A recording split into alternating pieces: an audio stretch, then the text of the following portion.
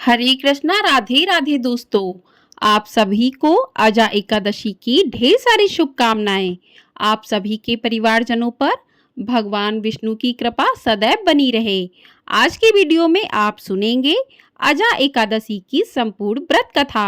भाद्रपद महीने के कृष्ण पक्ष में पड़ने वाली एकादशी को अजा एकादशी कहा जाता है और इस दिन भगवान विष्णु और माँ लक्ष्मी का विधिवत पूजन किया जाता है।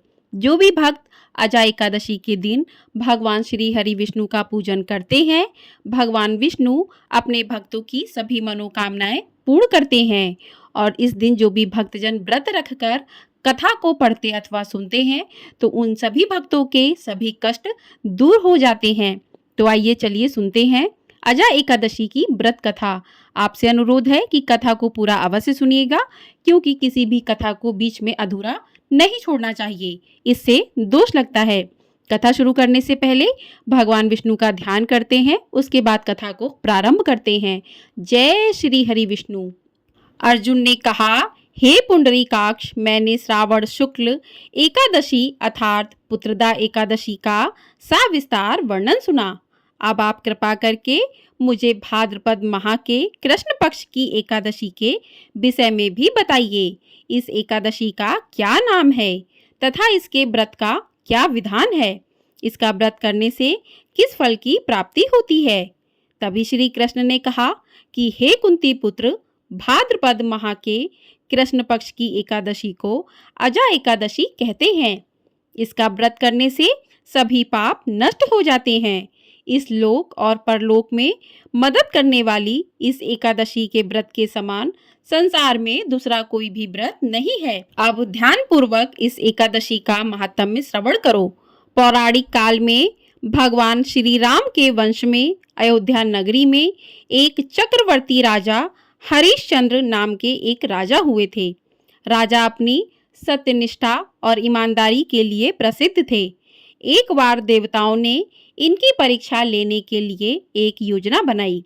राजा ने स्वप्न में देखा कि ऋषि विश्वामित्र को उन्होंने अपना राजपाट दान कर दिया। सुबह विश्वामित्र वास्तव में उनके द्वार पर आकर कहने लगे, तुमने स्वप्न में मुझे अपना राज्य दान कर दिया। राजा ने सत्यनिष्ठ व्रत का पालन करते हुए संपूर्ण राज्य विश्वामित्र को सौंप दिया। दान के लिए दक्षिणा चुकाने हेतु राजा हरिश्चंद्र को पूर्व जन्म के कर्म फल के कारण पत्नी, बेटा और खुद को बेचना पड़ा। हरिश्चंद्र को एक डोम ने खरीद लिया जो शमशान भूमि में लोगों के दाह संस्कार का काम करवाता था। स्वयं वह एक चांडाल का दास बन गया।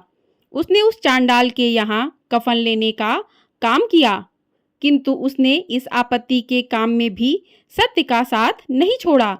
जब इसी प्रकार उसे कई वर्ष बीत गए तो उसे अपने इस नीच कर्म पर बड़ा दुख हुआ और वह इससे मुक्त होने का उपाय खोजने लगा। वह सदैव ही इसी चिंता में रहने लगा कि मैं क्या करूं, किस प्रकार इस नीच कर्म से मुक्ति पाऊं। एक बार की बात है, वह इसी चिंता में बैठा था कि गौतम ऋषि उसके पास पहुंचे। हरिश्चंद्र ने उन्हें प्रणाम किया और अपनी दुख भरी कथा सुनाने लगे। राजा हरिश्चंद्र की दुख भरी कहानी सुनकर महर्षि गौतम भी अत्यंत दुखी हुए और उन्होंने राजा से कहा कि हे राजन, भादो माह के कृष्ण पक्ष की एकादशी का नाम अजा है। तुम उस एकादशी का विधान पूर्वक व्रत करो तथा रात्रि को जागरण भी करो। इससे तुम्हारे सभी पाप नष्ट हो जाएंगे। महर्षि गौतम इतना कहकर आलोप हो गए। अजा नाम की एकादशी आने पर राजा हरिश्चंद्र ने महर्षि के कहे अनुसार विधान पूर्वक उपवास तथा रात्रि जागरण किया। इस व्रत के प्रभाव से राजा के सभी पाप नष्ट हो गए। उस समय स्वर्ग में नगाड़े बजने लगे तथा पुष्पों की वर्षा होने लगी। उन्होंने अपने सामने ब्रह्मा, विष्णु, महेश तथा देवेंद्र आदि देवताओं को खड़ा पाया। उन्होंने अपने मृतक पुत्र को जीवित तथा अपनी पत्नी को राजसी वस्त्र तथा आभूषणों से परिपूर्ण देखा। व्रत के प्रभाव से राजा को पुनः अपने राज्य की प्राप्ति हुई। वास्तव में एक ऋषि ने राजा की परीक्षा लेने के लिए यह सब कौतुक किया था, परंतु अजा एकादशी के व्रत के प्रभाव से ऋषि द्वारा रची गई सारी माया समाप्त हो गई और अंत समय में हरिश्चंद्र अपने परिवार सहित स्वर्गलोक को गया। हे राजन, यह सब अजा एकादशी के व्रत का प्रभाव है। जो भी मनुष्य इस उपवास को विधान पूर्वक करते हैं तथा रात्रि जागरण करते हैं, उनके सभी पाप नष्ट हो जाते हैं और अंत में वे स्वर्ग को प्राप्त करते हैं। इस एकादशी व्रत की कथा के श्रवण मात्र से ही अश्वमेघ यज्ञ के फल की प्राप्ति हो जाती है। बोलिए भगवान विष्णु की जय, बोलिए माँ लक्ष्मी की जय। तो इस प्रकार से अजा एकादशी की व्रत कथा पूर्ण होती है। आइए अब सुनते हैं भगवान श्री हरि की आरती।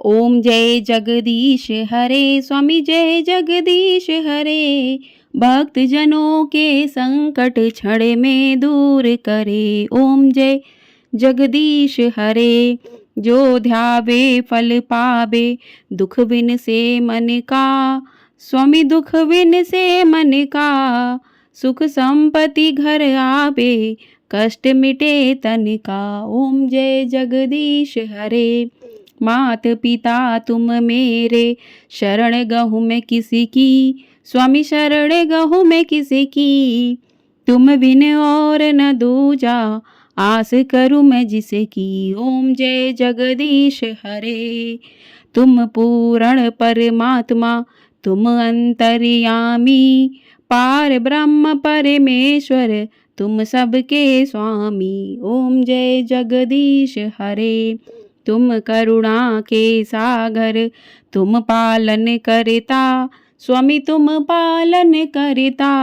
मैं मूर्ख फल कामी, मैं सेवक तुम स्वामी, कृपा करो भरता। ओम जय जगदीश हरे, तुम हो एक अगोचर, सबके प्राणपति, स्वामी सबके प्राणपति, किस विधु मिलूं दया मैं, तुमको मैं कुमति। ओम जय जगदीश हरे, दीन बंधु दुख हरता, ठाकुर तुम मेरे, स्वामी रक्षक तुम मेरे, अपने हाथ उठाओ, अपने शरण लगाओ, द्वार पड़ा तेरे। ओम जय जगदीश हरे, विषय विकार मिटाओ, पाप हरो देवा, स्वामी कष्ट हरो देवा, श्रद्धा भक्ति बढ़ाओ, संतन की सेवा।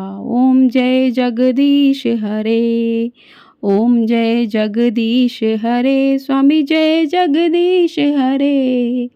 बोले भगवान श्री हरि विष्णु की जय। तो इस प्रकार से अजा एकादशी की व्रत कथा और भगवान विष्णु की आरती पूर्ण होती है। सभी एकादशियों का विशेष महत्व रहता है, लेकिन भादव माह में पड़ने वाली पहली एकादशी, इसका भी बहुत अधिक महत्व है। मान्यता है कि इस एक व्रत को करने से पिछले जन्मों के पापों से मुक्ति मिल सकती है। पद्म पुराण में अजा एकादशी को बहुत ही पुण्य फलदायी बताया गया है। इस एकादशी का महत्व इसलिए और भी अधिक बढ़ जाता है क्योंकि यह एकादशी जन्माष्टमी से 4 दिन बाद आती है। पद्म पुराण के अनुसार अजा एकादशी का व्रत रखने से व्यक्ति के जीवन में सुख समृद्धि का वास होता है। साथ ही इस दिन व्रत रखने से व्यक्ति के जीवन में सुख समृद्धि और मोक्ष की प्राप्ति भी होती है। साथ ही व्यक्ति के सभी पापों से मुक्ति मिलती है। तो जो भी भक्त सच्चे मन भाव से अजा एकादशी का व्रत रखते हैं, उनकी सभी मनोकामनाएं पूर्ण होती हैं और भगवान विष्णु अपनी कृपा उन भक्तों पर सदैव ही बनाए रखते हैं। अजा एकादशी के दिन आप विष्णु सहस्त्र नाम का पाठ भी कर सकते हैं, भगवान विष्णु के नाम का जप कर सकते हैं और रात्रि में भगवान विष्णु की भजनों के साथ उनका जागरण भी करना चाहिए, क्योंकि कहते हैं एकादशी के व्रत का जितना अधिक महत्व होता है उतना ही एकादशी के रात्रि में जागरण का भी होता है और अगले दिन पारण का भी होता है।